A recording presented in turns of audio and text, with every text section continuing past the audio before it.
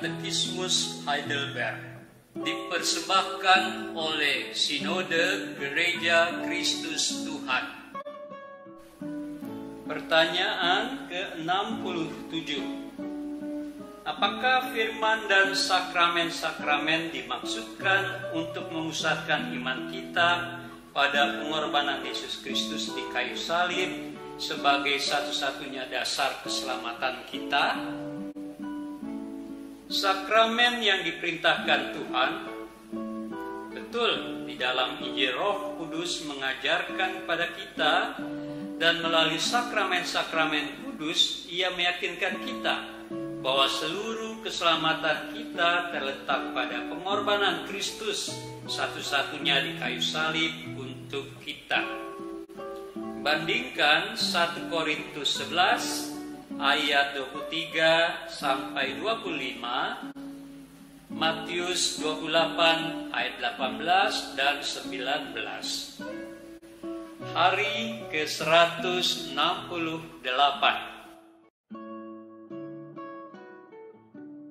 Saudara, kita sebagai orang Kristen hanya menerima 2 macam sakramen dan menolak 7 sakramen yang diakui oleh Gereja Roma Katolik.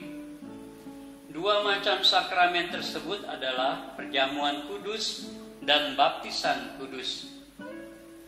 Kedua sakramen ini merupakan peraturan yang ditetapkan oleh Kristus sendiri. Saudara, peraturan adalah hukum yang harus ditaati. Oleh karena Yesus Sang Kepala gerejalah yang membuat peraturan dan perintah tentang sakramen ini, maka peraturan ini harus ditaati dan dilaksanakan oleh gerejanya.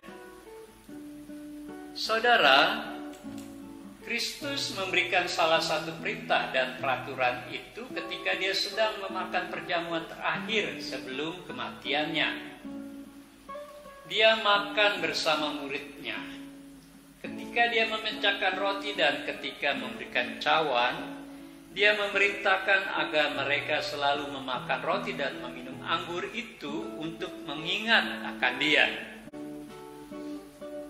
Perintah ini diteruskan oleh Rasul Paulus dalam suratnya 1 Korintus 11 ayat 23 sampai 25. Saudara, Kristus juga memberikan peraturan dan ketetapan yang lain sesaat sebelum Dia naik ke surga. Dia memerintahkan murid-muridnya untuk pergi ke seluruh dunia agar semua bangsa menjadi muridnya dan membaptiskan orang-orang yang menjadi pengikutnya.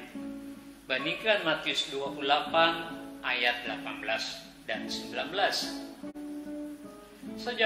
Saudara, jadi kita melaksanakan sakramen perjamuan kudus dan baptisan kudus oleh karena hal itu diperintahkan oleh Yesus Kristus sendiri.